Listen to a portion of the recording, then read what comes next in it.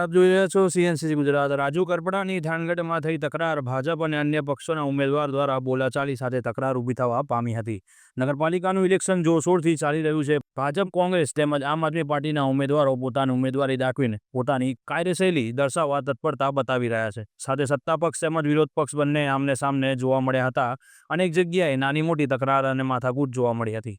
તે છતાં ભાજપ જીત તરફ પલાયન કરી રહ્યું છે, જ્યારે વિરોધ પક્ષ હજુ પણ વિરોધ કરતા જોવા મળી રહ્યા છે।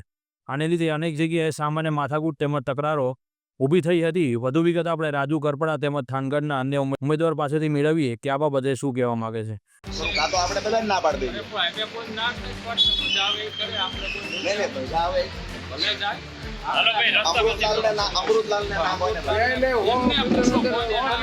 થાનગઢ નગરપાલિકાની ચૂંટણીમાં જ્યારે મતદારો અને થાનગઢની જનતાએ પરિવર્તન માટે જ્યારે સંકલ્પ કરી લીધો છે, ભૂતકાળમાં જે ચૂંટણી પ્રચાર સમયે જે રેલીઓ થઈ, મિટિંગો થઈ, સૌથી વધારે ભીડ આમ આદમી પાર્ટી સાથે જોડાયેલા લોકોની હતી। સૌથી વધારે સમર્થકો આમ આદમી પાર્ટીના આજે થાનગઢમાં બની ગયા છે। મોટી સંખ્યામાં આમ આદમી પાર્ટીમાં મતદાન કરવા તરફ લોકો આગળ વધી રહ્યા છે। થાનગઢમાં એક જ ચર્ચા છે કે માત્ર ને માત્ર આમ આદમી પાર્ટીના ઉમેદવારોને જીતાડવા માટેની।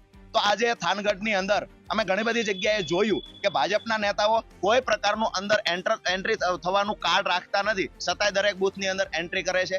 એના સિવાય અંદર રહેલા અધિકારીઓ કોઈ જ પ્રકારનું ખરેખર નિયમોનું પાલન કરવું જોઈએ એ કોઈ નિયમનું પાલન કરતા નથી। અમે જ્યારે 3 થી 4 બૂથ પર અમે ચક્કર લગાવ્યું, અમારા એજન્ટને કહ્યું કે અંદર ચેક કરો જે ખરેખર PO1 હોય છે, પહેલું ટેબલ હોય છે, ત્યાં શું સ્થિતિ છે। તો ત્યાંથી મોટી સંખ્યામાં ભાજપની સ્લીપો, ભાજપના સિમ્બોલ સાથે, નેતાઓના ફોટા સાથે બૂથ મથકની અંદર મોટી સંખ્યામાં સ્લીપો એવી 5 થી 7 બૂથની અંદર મળી છે।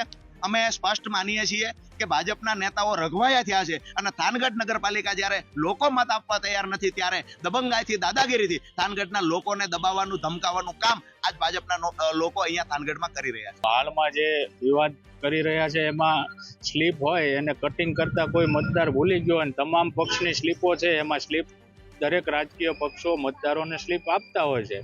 એટલે જે કોઈ રાજકીય પક્ષો વિરોધ કરી રહ્યા છે, હાર ભાળી ગયા છે, એટલા માટે ખોટો વિરોધ કરી અને મતદાન રોકાવાના, ઓછું મતદાન થાય એવા પ્રયત્નો કરી રહ્યા છે। ઓલ ઓવર જો તો થાનગઢ ભારતીય જનતા પાર્ટીનો ગઢ છે અને ભારતીય જનતા પાર્ટી જ વિજય થવાની છે। રાજકીય પક્ષો હાર ભાળી ગયા છે એટલે ખોટા આક્ષેપો કરી રહ્યા છે। મતદાન અટક્યું નથી। વોર્ડ નંબર 1 ના બૂથ નંબર 2 ઉપર જે મતદારોની ભૂલથી થોડી કાપલીઓ છે એ કાપલીઓ એ અંદર નાખી દીધેલી, એ તાત્કાલિક અમારી ટીમ દ્વારા આવી અને કાપલીઓ છે એ કાપલીઓ લઈ લીધેલી છે। અને જે PO1 છે એટલે કે પોલિંગ ઓફિસર 1 છે એમનું નિવેદન લીધું છે।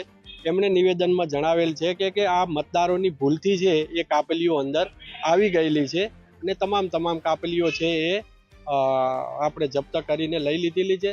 સાથે સાથે આવા કોઈ પણ પ્રકારના મતદાનની અંદર કોઈ વિપરીત અસર ન પડે અને ફરીવાર કોઈ એવા એલિગેશન ના થાય તેને ધ્યાનમાં રાખી અને હાલ પોલિંગ ઓફિસર 1 છે એમની જગ્યાએ બીજા રિપ્લેસ કરીને બીજા મૂકેલી છે। અલગ પાર્ટીઓની 200 થી વધુ કાપલીઓ મળે છે।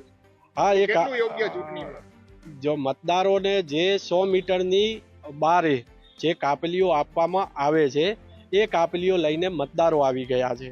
એમાં તમામ પાર્ટીની છે, એવું નથી કે કોઈ સ્પેસિફિક એક જ પાર્ટીની છે।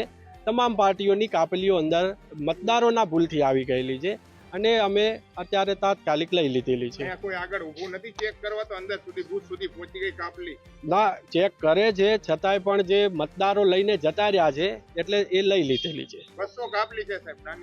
હા, હશે 50-100 જેવી કાપલીઓ છે, અમે લીધી છે, ગણતરી પણ કરી છે, એટલે એ કાપલીઓને લઈ લીધી છે। બંદોબસ્ત છે છતાં કેમ કરી ગઈ અંદર? સવાલ એ છે। હવે એ મતદારોની ભૂલથી લઈને જતા। Bureau chief, CNCC Gujarat, Patan.